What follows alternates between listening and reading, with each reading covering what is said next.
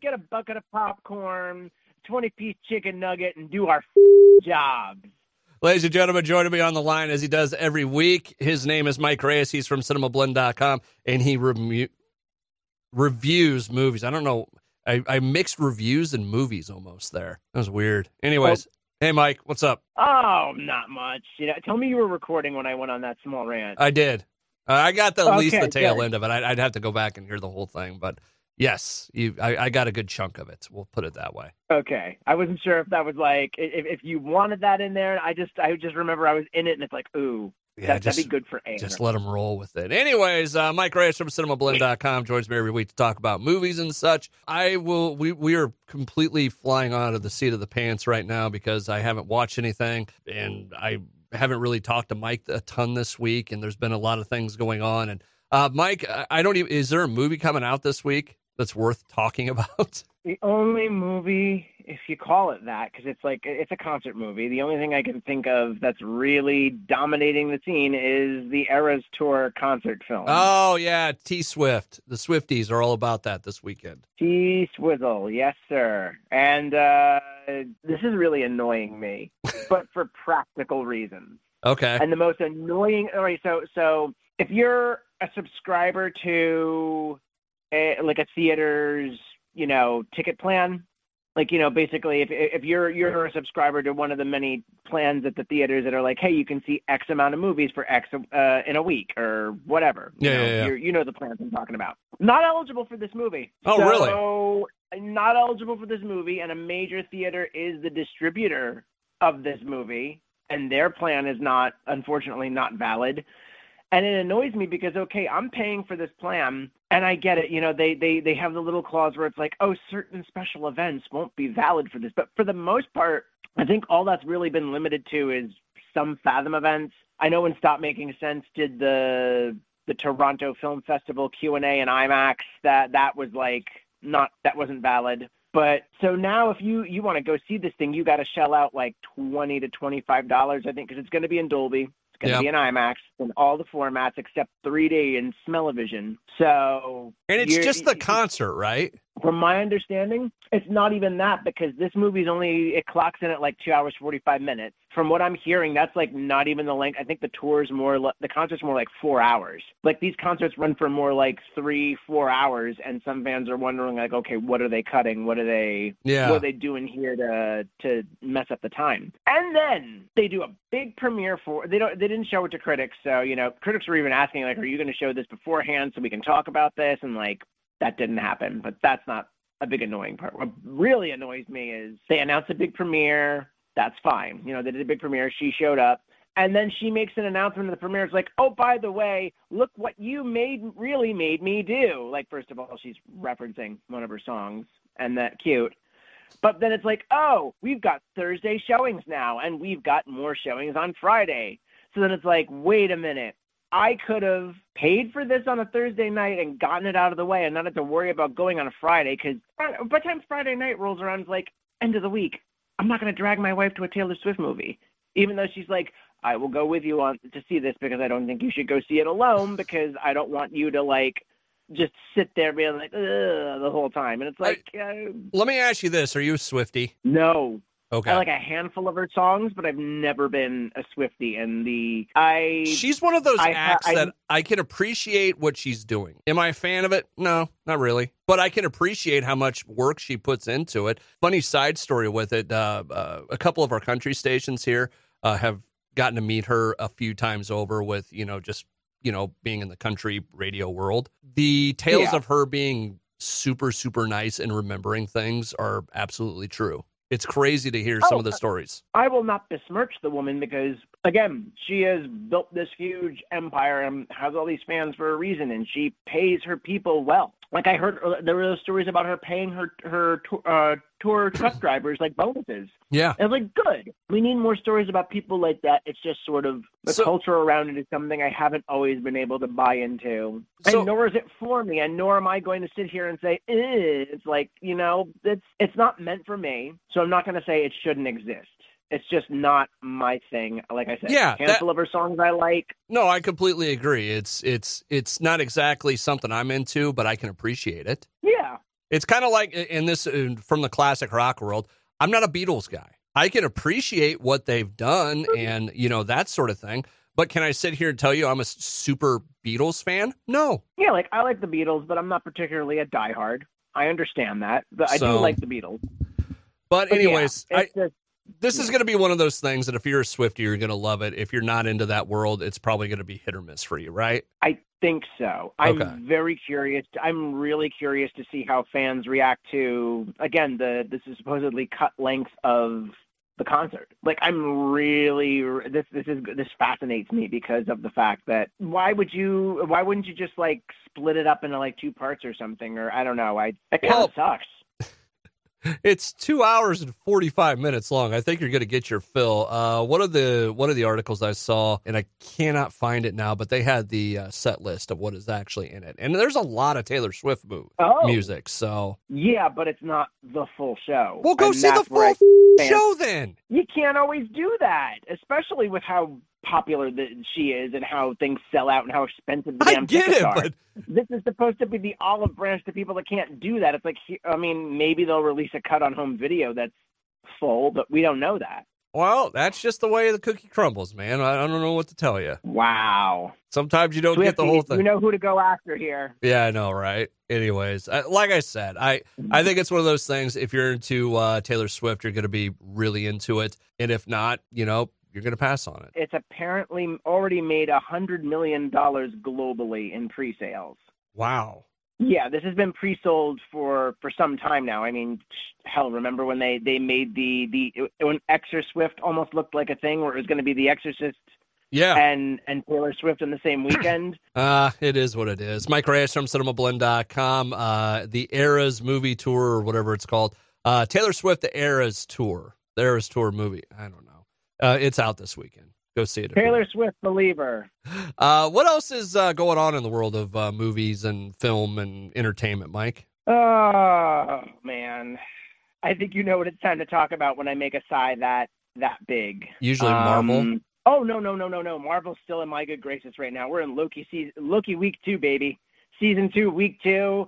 It is still wonderful. That's the extent of the episodes I've watched ahead of time.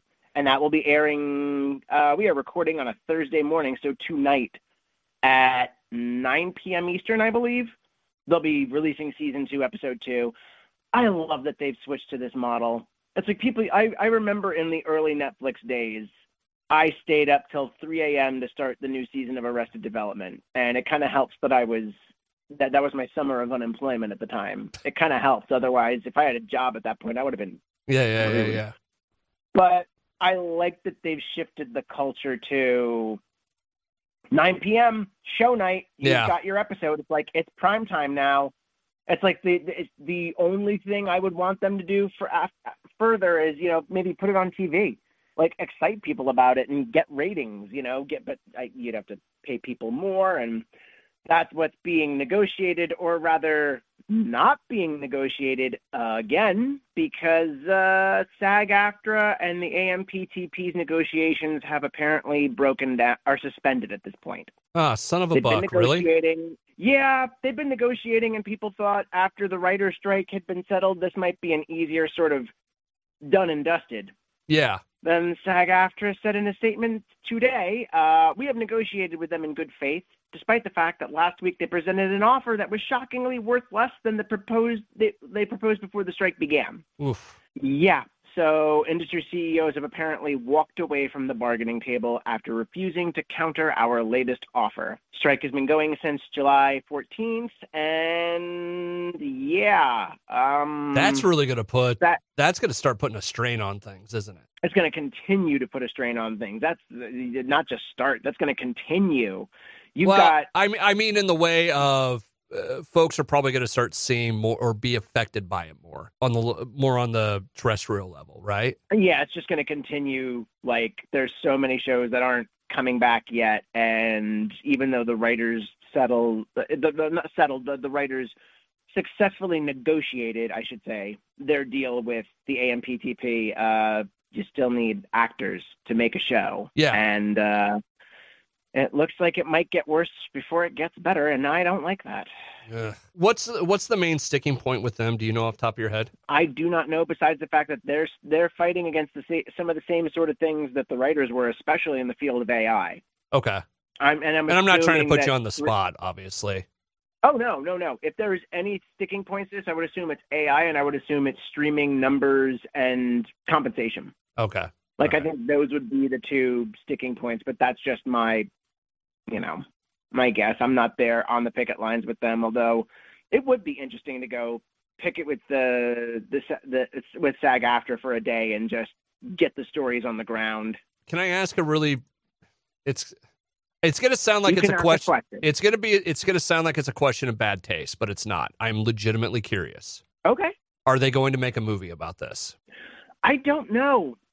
Because honestly, they didn't.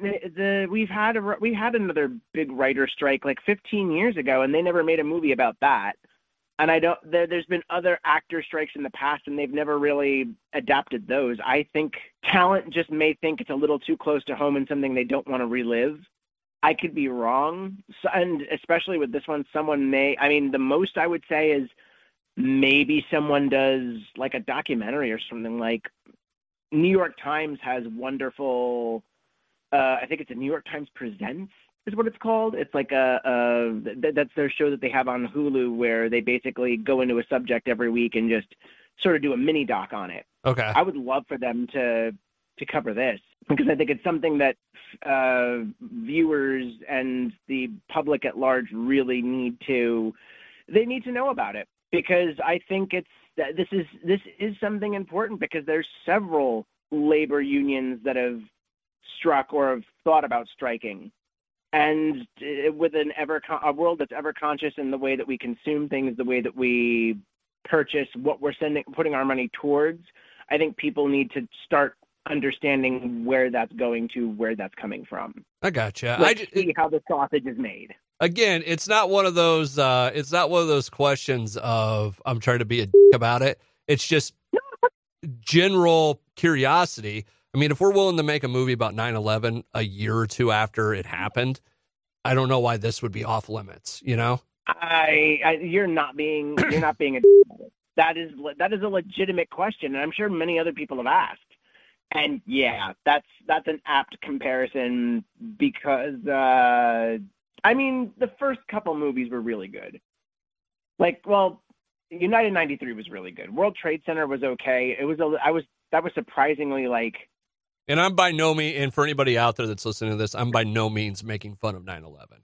Oh no, but it's just that was sort of one of the questions that is sort of one of the questions that always pops up when something like that happens. It's what's the movie about this going to look like?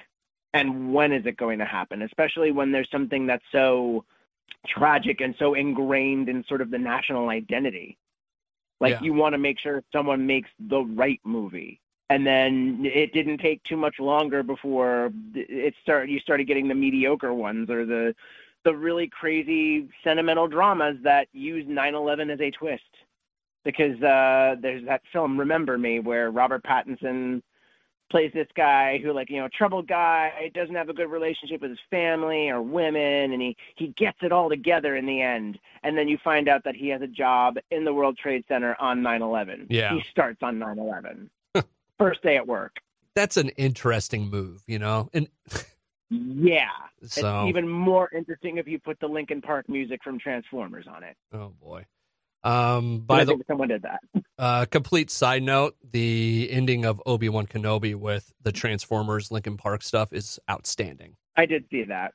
It's that wonderful. Is pretty funny. So, Mike Reyes from Cinemablend.com on the line with me as we talk about movies in the entertainment world.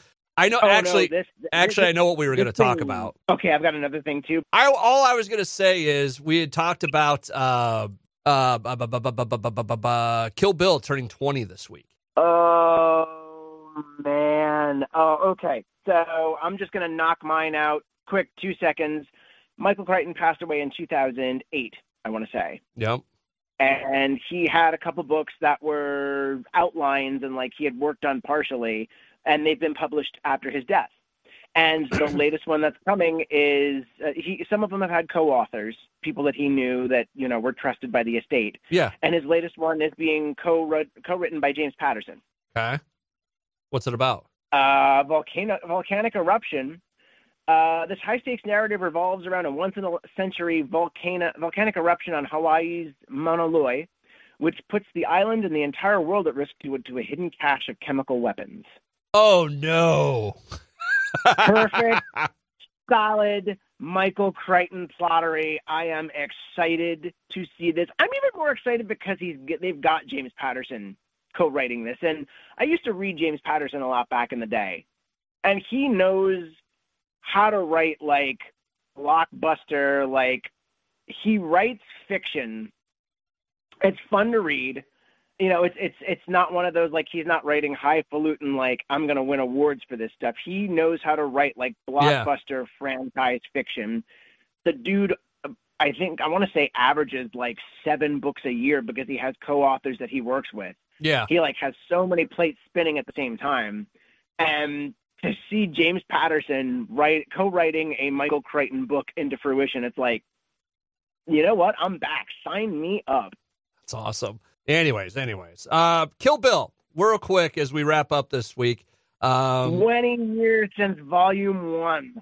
That's a distinction we have to make. It was such a good movie, right? Oh, is it ever? Where do you rank it in the spectrum of Quentin Tarantino movies? Oh, that's so hard. See, because it's definitely upper tier. It's in the upper tier, I would say. Like in fact, it might be the only 2 movies I think I would put above it, off the top of my head, are Once Upon a Time in Hollywood and Inglourious Bastards. Oh, those are 2 good ones. See, that's what I was talking about earlier this week. It's one of those movies that I'm not going to say it's my favorite, but it's definitely up there. Oh yeah, and I count them both as one movie, and apparently so does he. But yeah, I count Kill Bill Volume 1 and 2 as one big story. Have you ever watched them back to back? I believe I did when they first came to home video. And there is a cut of this film that is assembled called Kill Bill, The Whole Bloody Affair. And they've actually shown it at the New Beverly Theater where Quentin Tarantino, I believe he owns it and manages it. Okay. So he has his own 35 millimeter print that they show over there. And I'm tired of waiting for it to head to home video because there's been rumors over the 20 years since these movies have been out. Oh, yeah, we're going to put together The Whole Bloody Affair, where it's like just the whole 1 and 2 meshed into one singular experience the way the good Lord intended it to be. And we just haven't gotten it yet. And I'm tired of waiting, especially because now they're going to 4K this year. And the moment the 4K was announced, it's like, oh, so you're doing The Whole Bloody Affair, right? And then it's just like, no, it's just we're releasing Volume 1 and 2 and on 4K. And it's like, cool, but when are you doing The Whole Bloody Affair? No, that's cool. When's the whole thing coming? Yeah. You've been making us wait for like 2 decades now. It's like, when are you doing it, man? Sir Ferguson here. Just Sir Ferguson, world-renowned movie guy. Yeah. How'd you give me 8 tip for 500? Oh God. have Anyways, you gone back and watched Celebrity Jeopardy? No, what's funny is we always mix in what's his name into the show. That's been like a running thing for the last. Norm Macdonald, forever may he reign. I miss that man like I miss Anthony Bourdain and Robin Williams. You know how they always say there's room for Jell-O? There's always room for Norm Macdonald. Oh hell yeah! Because it just imagine. Stop.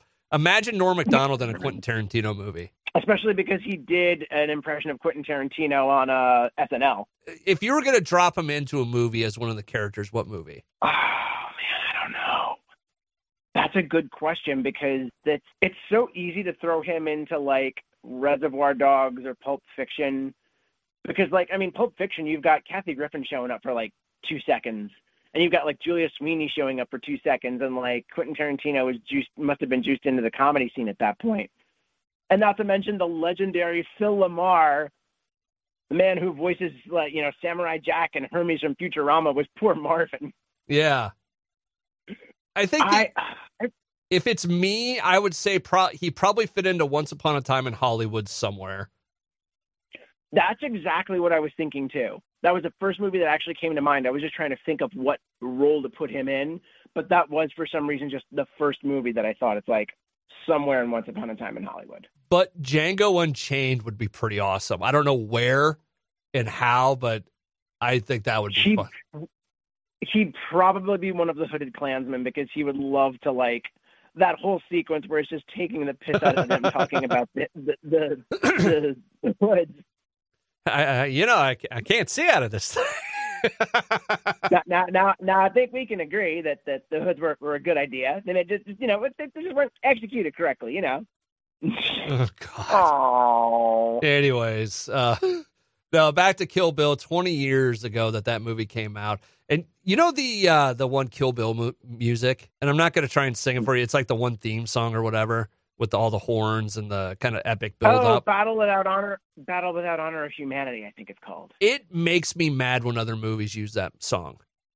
Yep, Battle Without Honor of Humanity by Tomoyatsu Hotei. Because Transformers used it at one point. There's another couple movies that did it as well, and it's like, that's the Kill Bill song. Leave it alone. Yeah, like the moment you hear bam, bam, bam. Yeah. Bum, bum, bum, bum, bum, and oh man, just that song. Like, Quentin Tarantino is one of those directors that has some of the best taste in music. Yes. And like, that's one of the two songs that I always think of with Kill Bill. And then I think it's called Woohoo by the 5-6-7-8. Woohoo. Yeah. Woo-hoo, that one. That's another one where I hear it and it's like, I'm just thinking Kill Bill, like Vonage. Remember Vonage, kids? It was like an old, like, internet phone company. And that song used to be in all their commercials. And all I could think of is that scene where she shows up to Oda and Ishii's club and they're playing that on the stage. And yeah, it just feels weird that when you hear certain songs because you identify them so iconically with a film. And then it's like, I mean, it's even like Chariots of Fire. The theme for Chariots of Fire, everyone started using that as a joke. Yeah. Okay, here's one other question for you, and we'll wrap up with this. Who has better taste in music for movies, Quentin Tarantino or James Gunn? You. They're the two best guys when it comes to music in movies, right? I got a third. Who? Edgar Wright. Oh, yeah. Edgar Wright, who I think Gunn, I don't know if Tarantino does it. I think Gunn does it. But I know that Edgar Wright purposely writes, like with Baby Driver, he purposely wrote the script with songs in mind. He made sure that those songs were cleared before he went to camera. So that way he knew that those songs were in there, that the bag was secure and that it was done. Yeah. And I love, again, I was talking with a friend the other day about Last Night in Soho because of the fact that when I saw that in Dolby, it's one of the most sonically interesting movies I've ever seen because he and his engineers and his crew really tweaked it so the sound design was as stunning as whenever you'd see neon lights take over, visually. Like when you see visual cues overtake things. Yeah. Literally, you're just noticing this. If you never noticed sound and how important it was in a movie, seeing that movie in Dolby was the thing that would teach you that lesson. Awesome. Mike Reyes from Cinemablend.com joins me every Friday on the show to talk about movies. Mike, we'll leave it there for this week. I appreciate it. Have a good weekend and behave. Yeah, and I was trying to think. It's a great finish there. See, I was gonna do something from Kill Bill, but it was just the matter of knowing the exit. Otherwise, I would have quoted Oren Ishii's big speech. Or you should have just said, "We've got 9 little piggies to get moving" or something. Well, if anybody has anything else to say, now's the time. There, I did it. I had to.